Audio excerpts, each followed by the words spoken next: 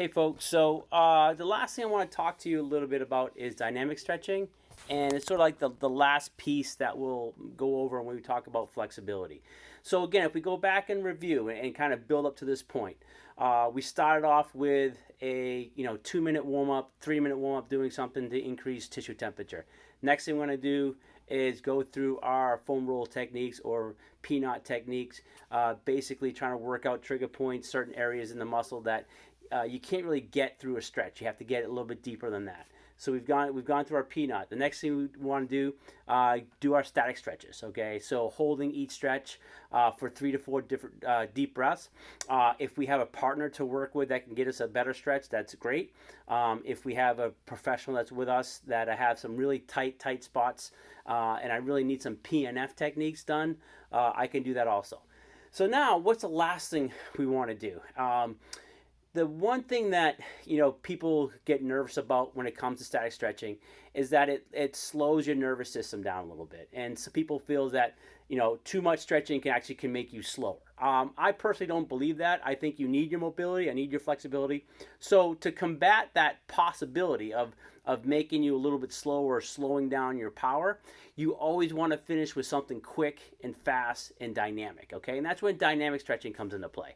So there's a document here that I like you to read through. Explains a little bit more about dynamic stretching. Most of you that have done a sport you have done some sort of shape or form of dynamic stretching, and basically what it is, it's working your muscles or your body through different movement patterns that are going to be effective when it comes to training or exercising.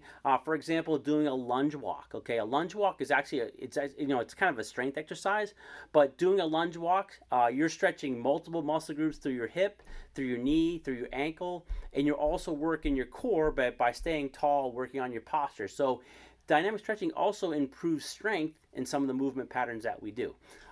There's a video that kind of goes along with the information. Please take a look at the video. Some of the stuff, again, will look familiar to you if you've done some of the sport warm-ups with teams here at Milton Academy. Butt kicks, high knees, all that stuff there. Again, it's one way to help us get ready for sport and get ready for activity.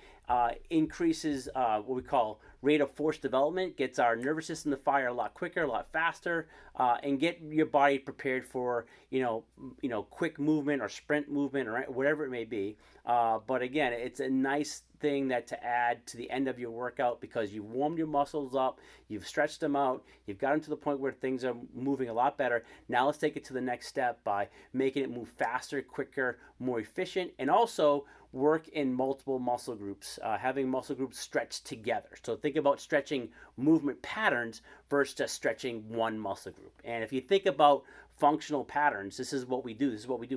We squat, we lunge, we reach, we pull. Okay, we never just isolate one muscle group. We're always using multiple muscle groups. So things like with yoga, that's another form of kind of dynamic stretching in a way that you're stretching multiple muscle groups, but it's not working in what we call a dynamic fashion where you're moving really fast and quick. Okay, so that's kind of where we want to end our warm up, is with dynamic movement, dynamic patterns. Okay, thanks.